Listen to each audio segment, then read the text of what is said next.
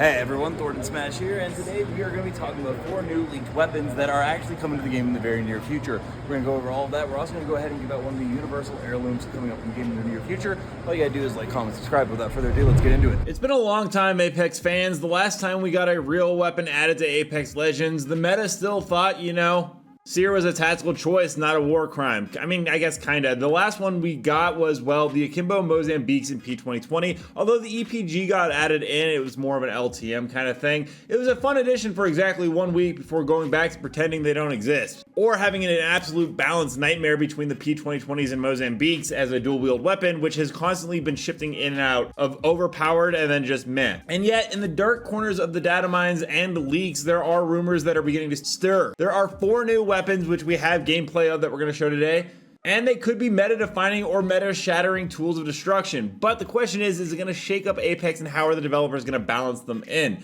The first one we're going to go over is the Maelstrom, a weapon lost to time, or maybe it's ahead of it. The Maelstrom is the only weapon here with true ancient leak status. It first appeared all the way back in season 8 or 9, back when World's Edge had a train, Horizon was considered OP for verticality, and the only Revenant buff was don't pick him, or at least pair him with Octane.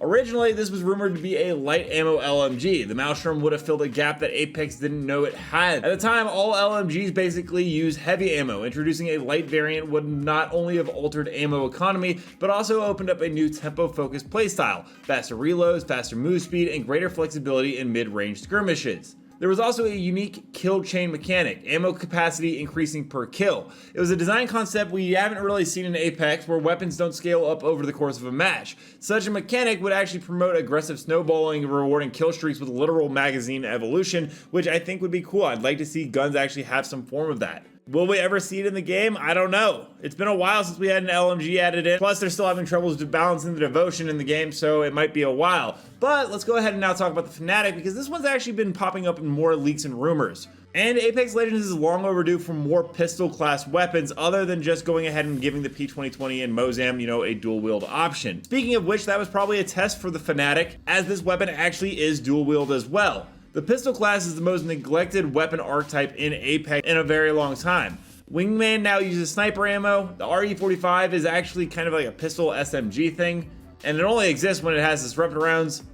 And the cool thing about the Fanatic is, like I said, it's dual-wielded, one in each hand. There's a charged shot mechanic, which is similar to the Peacekeeper. It also reminds me of the Halo plasma pistol. It does use energy ammo, Apex's rarest ammo type outside of bows, which I guess isn't ammo you find on the ground anyways. Possibly a higher DPS with lower precision requirement. Now, there is high burst potential with charged shot, but it's tough to balance in controller versus M and K parity. Not to mention limited range, meaning utility falls off quickly in mid to long range fights. If tuned correctly, the Fanatic could become the go-to weapon for movement gods like Pathfinder and Ash, rewarding aggressive push playstyles. But if overtuned, they risk replacing SMGs entirely and pushing the meta towards melee range chaos that devalues the positioning and ability synergy. The Fanatic has the highest potential impact on close range meta since basically the R99 or Peacekeeper or P2020 Mozams with the hammer points. But then there's the Scropion crossbow, which is interesting because this was thought to have been turned into Sparrow's ultimate, but we do have gameplay of it, and it looks like it might still be coming. The Bocek bow introduced arrows in Season 9 alongside Valkyrie and constant Revenant buffs that no one asked for. It was precise, silent, and also weirdly satisfying, but was quickly shoved into the care package like a naughty Kraber and has finally returned to the game. This now opens up the door for the Scropion crossbow, which is automatic fire, uses arrow ammo, and there's a select fire mode, possibly shatter caps or shotgun spread. Unlike the Bocek's sniper-esque feel, the Scropion is rumored to be a close to mid-range aggression tool. Basically, think of it as Bocek's sneaky cousin but on Red Bull and with auto fire. Automatic projectile weapons are extremely tricky in Apex. Projectile delay already punishes new players, and adding a fully auto projectile weapon could lead to awkward fights where spray feels ineffective, or the hit reg in this game, which is notoriously bad, continues to be an issue. The Scropion has the highest potential out of all of these, in my opinion, to be innovative, but it also walks the tightrope of being either meta breaking or irrelevant. If tuned right, it could bring back a stealth aggression meta. If not, it's back to the vault faster than you can say Skynade.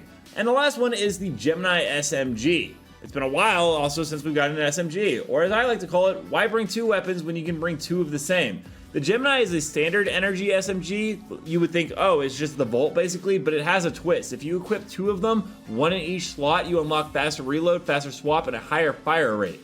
Now, this is pretty bold. Apex is a loadout diversity game where you always want one short-range weapon and one mid to long-range weapon. Choosing to carry two of the same is basically a massive sacrifice. So in theory, you're trading range flexibility for absolute dominance at one distance. It's a viable archetype in games like Titanfall 2 or Doom, but in Apex, it's a little bit more niche. But for hyper-aggressive W-keyers, this could actually change the game. For Ash mains, this would be perfect. Pathfinders bouncing through windows, great fit. Ranked players trying to survive Storm Circle 2, not so much. The weapon might create a false choice. If the Gemini isn't strong enough, no one uses 2. If it is strong enough to justify carrying 2, people will abandon long range entirely, and the weapon sandbox becomes, well, once again, SMG land, which we've seen in the past. That's basically 4 weapons that we have gameplay of that we're still waiting to come to the game. We're gonna go ahead and jump into community clips now. Don't forget to submit your own to me at Thordan Smash on Twitter, but without further ado, let's roll it. मार दिया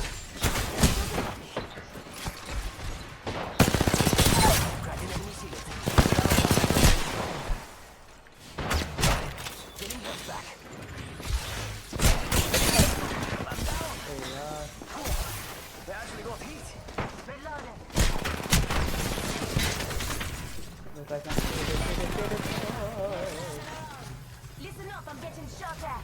I am taking fire, friends. हो तो कह रहा पहली बार तो pan जो मेरी हेल्थ नहीं शील्ड नहीं है मारोगे उसको मेरे को उसकी शील्ड लेनी है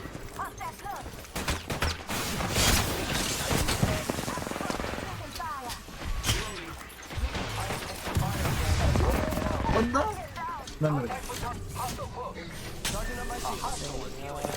गया दोनों ही की माँ की मार ले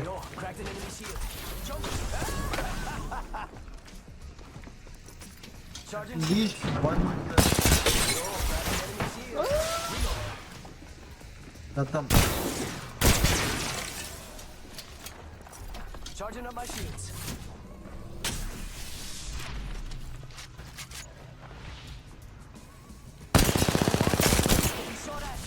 Reloading. Charging up my shields.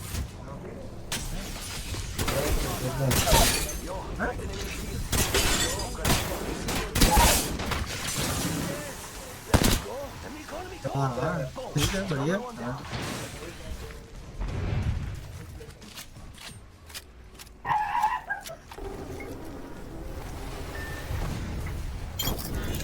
इतनी दूर पीछा करता हुआ गया सावास